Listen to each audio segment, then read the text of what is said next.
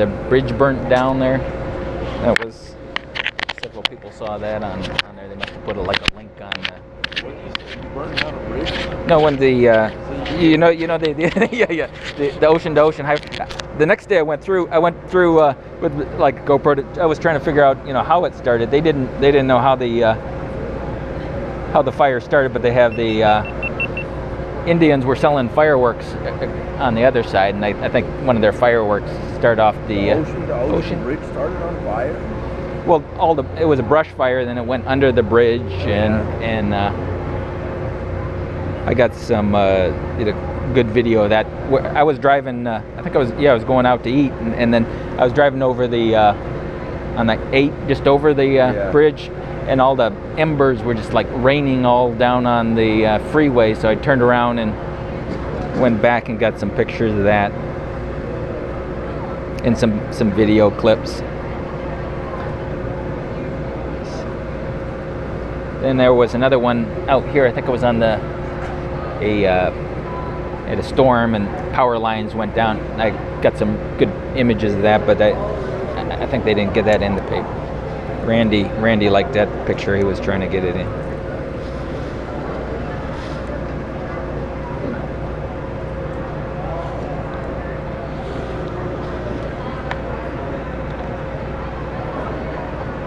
I think I first started getting interested in the photography. I had the Sports Illustrated and GQ magazine trying to get some images of mine, but they were just from video cameras, so I decided to get a regular camera. Then I got banned from taking video, so I decided to switch to still images and try to make video out of that.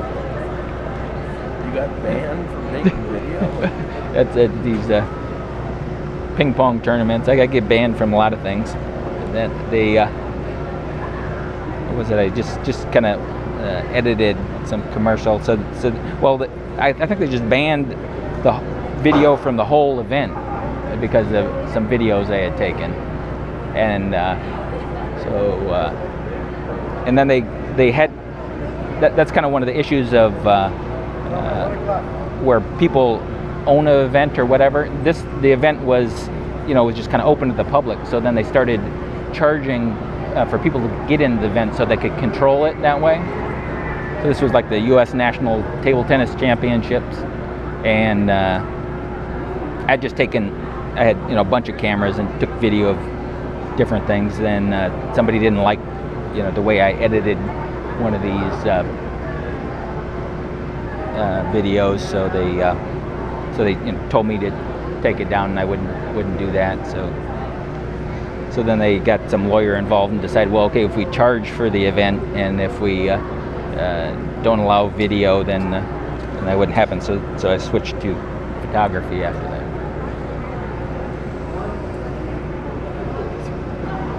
Here.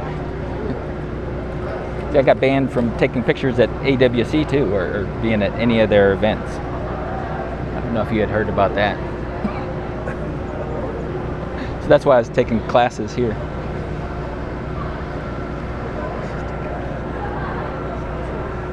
I think Lori was in that meeting. I think I was in 2009.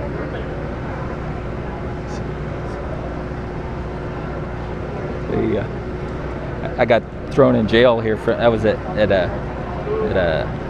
what was it, football event, and I think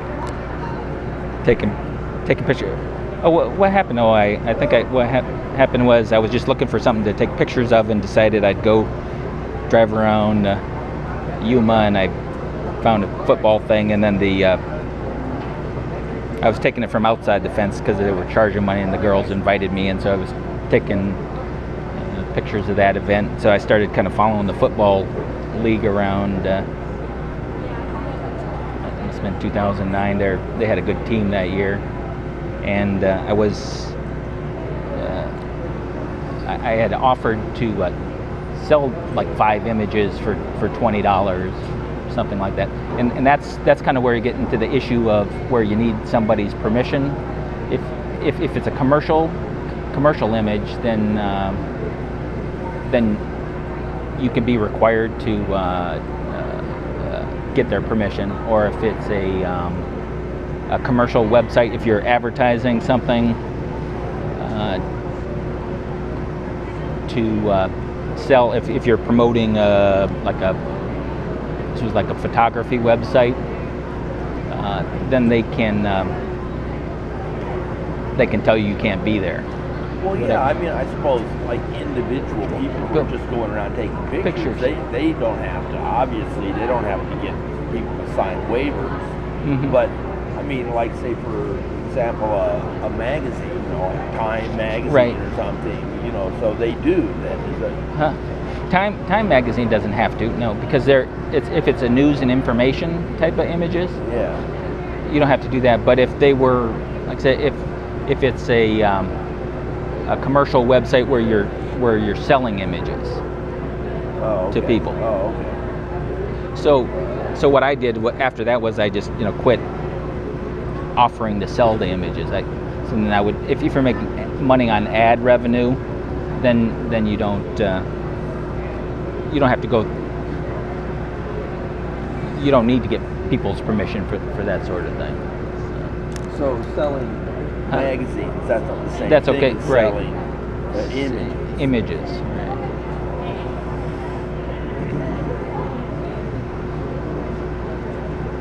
So I think, so I got some letters from the school's lawyer, you can't do this. So I had changed my website. I think I had given my just a website to Craig Fry, and he had got upset and called me at work, and I told him I just kind of blew him off. So like a few weeks later, I got contacted by the AWC lawyer. Okay. And then I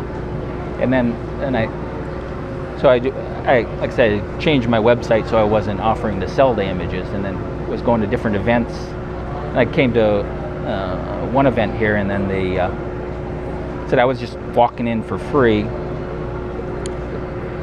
because they had invited me in there. So I was down on the thing, and one of the AWC police officers came down and asked me to go up in the stands. So I went up and I was just taking pictures in the stands, and I think they found out about this letter that I had got. So then they were, well, okay, you can't take any more pictures. But I was taking video at the same time, and I said, okay, well, can I take video then? And they're like, no, you can't do that. It's a AWC event. We have control over that. So then I said, okay, well, so I went outside of their fence, because I figure you can take pictures from outside the fence. So I was taking pictures out there, and they had the security guys come up, chase me off. So I was then trying to leave the campus. It was over that Gila Ridge area, and I was kind of like blocked in by some fences, and these guys were, okay, climb the fence, we'll throw your camera over to you. And I was like, no, and I was trying to leave, and then they AWC police officer came, arrested me, brought me down to the Yuma County Jail, and signed me in, and they're holding me for trespassing, and because I wouldn't leave. But I was, like I said, I was trying to leave, and he had actually, the police officer had told me I could stay. So I figured, because they were saying I was trespassing because I went in without paying the $5 or whatever, and I wasn't a student, and I had no other reason. But I had actually videotaped the whole event. He didn't know it because maybe the camera was closed, so you could hear that he offered to let me stay, and you could see that I was trying to leave on this video. Like I said, I was taking some pictures of the guys. So they were. I think I ended up meeting with Brian Docker and Lori about the thing. Trying to see if I could, because I was interested in taking classes at that time. Well, you can take anything, but you can't take anything with photography involved. Or you can't have a camera on our campus. You can't be involved in that. So I ended up taking like some photography classes off offsite at the was it Joe Medina? I don't know if you know. It's like art thing over at the Yuma High School. And so then and after a while I started taking some classes over here, and they didn't give me a problem with that. And I think Brian had it's like if I was going to do anything, or I couldn't. They gave me a letter, said, okay, can go to any event where AWC was, or any event where, you know, they were sponsoring or anything like this. So so I had asked for, you know, permission, you know, to override that now. So and they sent me like a copy. They were like, oh, Brian's out of that position now, you know, to approve you for that, you know, write this person. But then they sent me like a copy of the first letter I got, you know, banning me from the school. So I don't know. Okay. They're like, okay, contact this other person. So I don't. Like I said, I'm not sure where it stands right now, but. Well, that's pretty interesting. You can't like say for example the block party. Yeah, that's what I'm saying. Yeah, they were saying that I couldn't go to anything they sponsor. They're pretty big in Yuma, I think. That just seems weird to me, because like you put your thing out. Is there like a director or something? Like all the stands and stuff? I doubt it, but that tall guy right there in your jacket, he'll tell you what it all is. He'll help you. Yeah.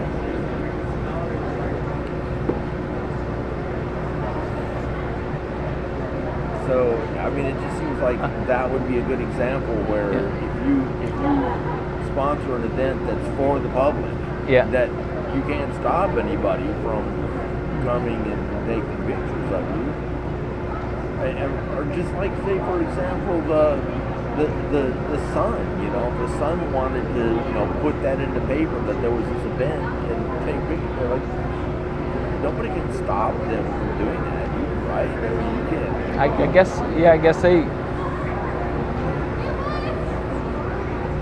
they tried to. Or like, you know, if you did pay the $5. I mean, is that the difference between being able to do it and not being able to do it? Is if you pay the $5? Well, that was just no. They were just saying you're banned completely. If you go to anything, you're trespassing on this. So I guess they're allowed to do.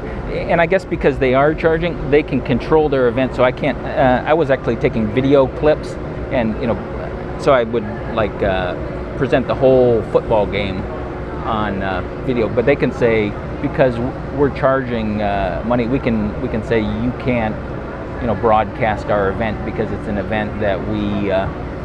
It's kind of like if I went to a concert or something, they could say we own that music, we own the kind of the copyright, or we own that event. I think that's kind of what happened at this table tennis thing. They're like, well, okay, this is our event. We can. They would have rules where people couldn't videotape the finals and then show that part of that, because you know they're putting on the event. They can control that. So when it's not open to the public for free and somebody's charging some kind of fee, they can say we own this event. We put it on. It's not completely open to the public. You can't film that and then try to broadcast that and make money off it. It's like if I went to the NFL football game, I can't go videotape that and try to make money on those videos. Well, I know for sure you can't like reproduce what they filmed. And, you know, sell that. Right. But people are not allowed to go into a stadium and film it and broadcast that either. I think a lot of stadiums too will try to not let people bring cameras in. It's a little harder these days than it was, but. I know, like at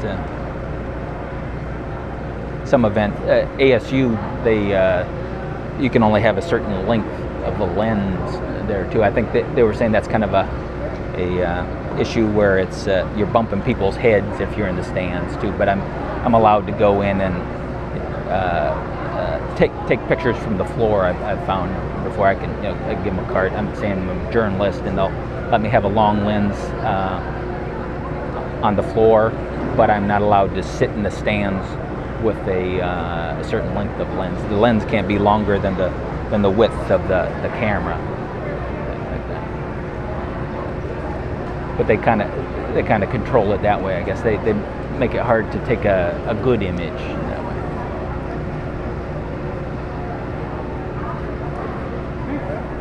Sounds like an excuse to me. Huh? Is that right? Yeah. Yeah, I think I went to a ASU football game with a lens that was too long. They're like, oh no, you can't take that. In the basketball games, some events they'd let people go into if the stadium's not too full, something like that. And I think that's kind of was more of an ergonomic thing where people were they go to the gymnastics event with real long lenses, and you'd be hitting the people in the seats in front of you and things like that.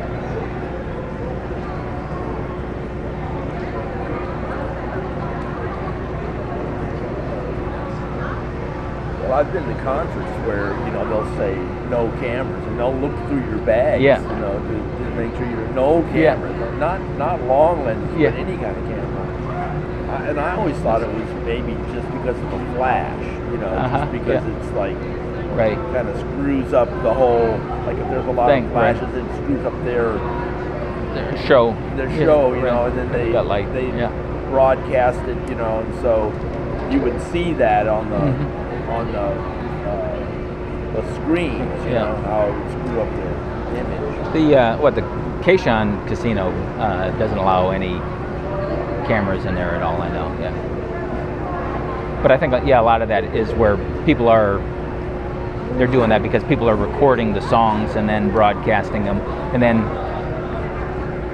things like YouTube, their pattern thing that's checking for the songs can't pick those out so readily, and versus the one that's recorded, you're allowed to send YouTube, a copy of your video or your song, and they'll look, like I said, they'll screen that digitally to check. And if it's recorded from a concert, they wouldn't be able to do that as easily.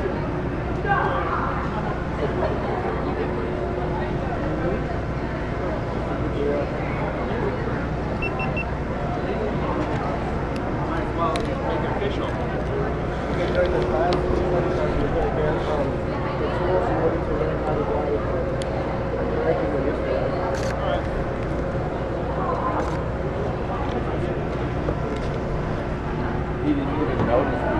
He's in my class this semester. He didn't even see me. He's an interesting character.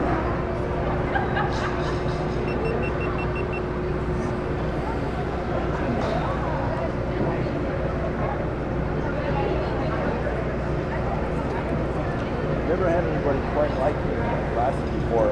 I'll be talking, and he'll just have this running commentary on what I'm saying, and it's just like vaguely related to what I'm saying, but it's like I'll say something and he'll just say something else, and I'll say something and he'll say something else,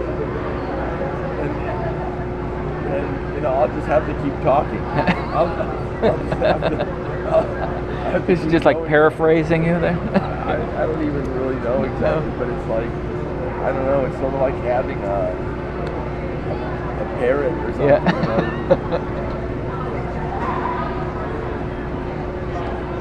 And to try to keep your train of thought and try to keep on talking. So Saturday Night Live guy who'd yell along with the it's kind of like Gilda Radner in there. Yeah. Like that.